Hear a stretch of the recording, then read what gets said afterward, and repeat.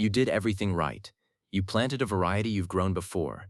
You watered consistently. You fed the plant. And right now you're standing in front of a tomato plant absolutely loaded with fruit. Dozens of them.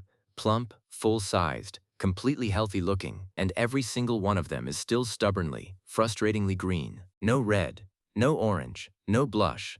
Just green tomatoes sitting there refusing to ripen while summer quietly slips away from you. Here's the part that's going to change how you think about this problem. Ripening isn't something that just happens automatically once a tomato reaches full size. It's a specific chemical process. And that process can be completely, totally halted by conditions that have nothing to do with how healthy your plant looks. A tomato plant can look absolutely perfect and still be stuck in a biological standstill because of one invisible factor you probably haven't even considered. So today I'm not giving you one generic tip and sending you on your way. I'm walking you through every single real reason tomatoes get stuck green, in the order you should actually check them, along with the exact fix for each one, so that by the end of this video you'll know precisely which problem you have and precisely what to do about it. Let's start with the single most common cause, the one responsible for more stuck green tomatoes than everything else on this list combined. Reason number 1. Temperature. A ripe red tomato gets its color from two pigments, lycopene and carotene, and your plant only produces those pigments within a fairly narrow temperature window. The ideal range for ripening sits somewhere between 68 and 77 degrees Fahrenheit. Once daytime temperatures consistently push past 85 degrees, the plant's pigment production essentially shuts down. The fruit can be completely mature, full-sized, ready to go, and it will just sit there green or pale orange, sometimes for weeks, until the heat breaks. This is why so many people notice their tomatoes stall out completely during the hottest stretch of summer, right when you'd expect the most ripening to be happening. And it's not just heat. On the other end, once temperatures drop consistently below 50 degrees, usually in early fall, ripening slows down and can stop just as completely. So if you're gardening somewhere with a scorching midsummer or a cool early fall, temperature is very likely your answer before you even look at anything else. The fix here has a few layers depending on which direction the problem is coming from. If it's heat-related, put up a simple shade cloth over your plants during the hottest part of the day. This alone can drop the fruit surface temperature enough to keep the ripening process active. A thick layer of mulch around the base of the plant also helps by keeping the root zone cooler, which reduces overall plant stress during a heat wave. If temperatures are genuinely staying above the high 80s for an extended stretch, you can also just wait it out. Once things cool back into that 68 to 77 degree range, ripening typically resumes on its own within days. If the problem is the opposite, an early cold snap heading into fall, use a row cover at night to trap a little extra warmth around the plant, and consider harvesting any fruit that's already reached full size and letting it finish ripening indoors instead of leaving it out in the cold, which I'll cover in more detail near the end of this video. Reason number 2.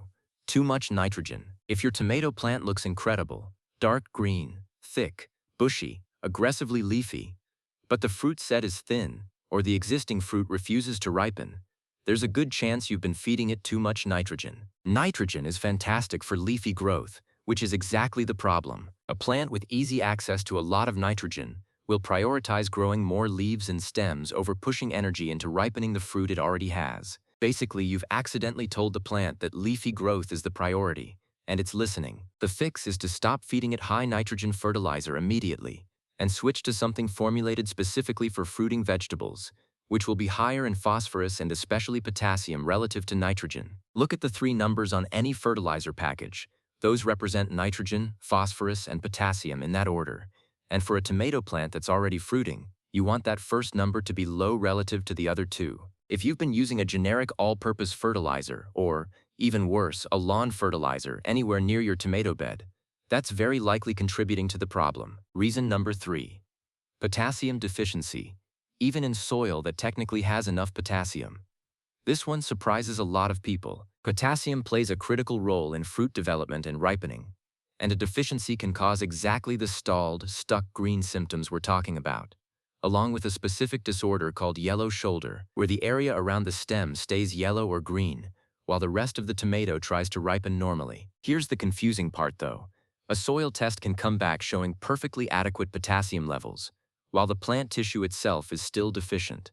That disconnect usually comes down to uptake, not availability. Extended periods of heavy rain, waterlogged soil, or low light from prolonged cloud cover can all interfere with the plant's ability to actually absorb the potassium that's sitting right there in the soil. The fix starts with figuring out which situation you're actually in. If you've had an unusually wet or overcast stretch of weather, the potassium is probably there. The plant just can't access it efficiently right now, and improving soil drainage will help more than dumping on more fertilizer. If you genuinely suspect a soil deficiency, a foliar feed, meaning a liquid fertilizer sprayed directly on the leaves rather than applied to the soil, gets potassium into the plant much faster than a root-applied fertilizer would, because it bypasses the uptake problem entirely. Reason number 4.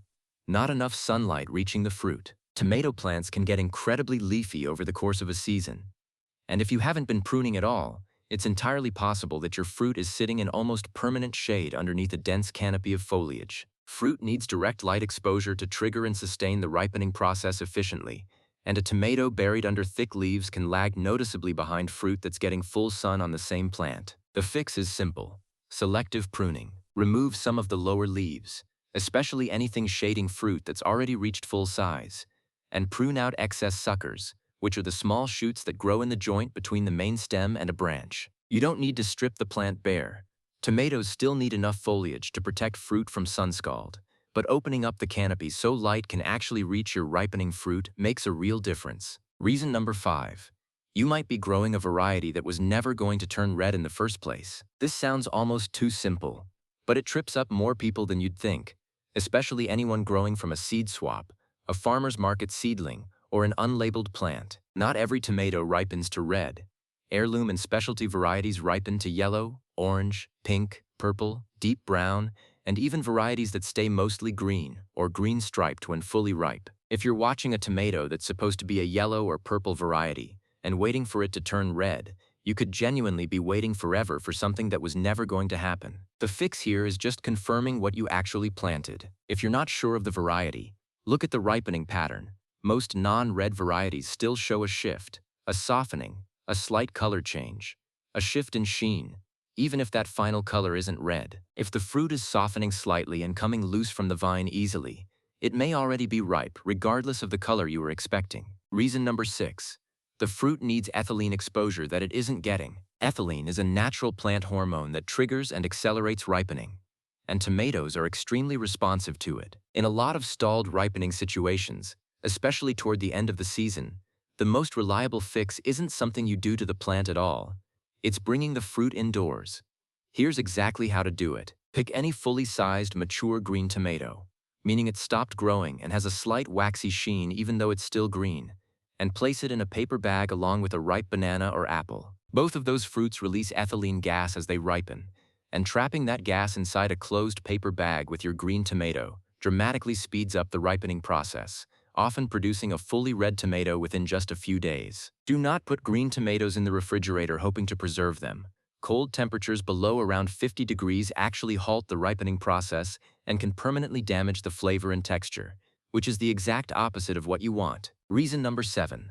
Plant stress and disease late in the season. By late summer, a lot of tomato plants are dealing with some level of stress, whether that's powdery mildew, early blight, spider mites, or just general decline after months of heavy fruit production. A stressed or diseased plant has less overall energy available to push into ripening the fruit it's already carrying, especially if it's simultaneously trying to support new flowers and new fruit set at the same time. The fix, especially as you head toward the end of the season, is a technique gardeners call topping or pruning for ripening. Once you're within about a month of your expected first frost, or once you can tell your plant simply isn't going to have time to mature any new fruit, cut off the growing tips of each main stem and remove any new flowers or tiny newly forming fruit. This forces the plant to redirect all of its remaining energy into ripening the fruit that's already sized up and viable, instead of wasting resources on new growth that was never going to mature in time anyway. And finally, reason number 8.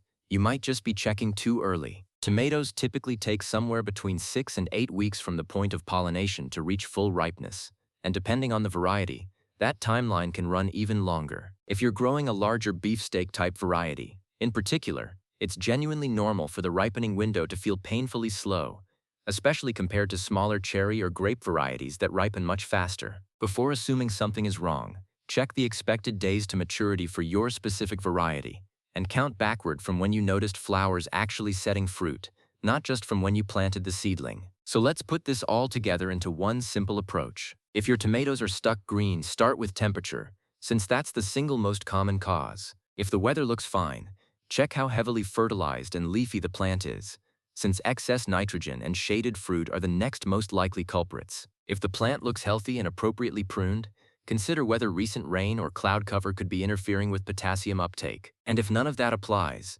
confirm your variety. Bring a few mature green ones inside with a banana to test the ethylene method.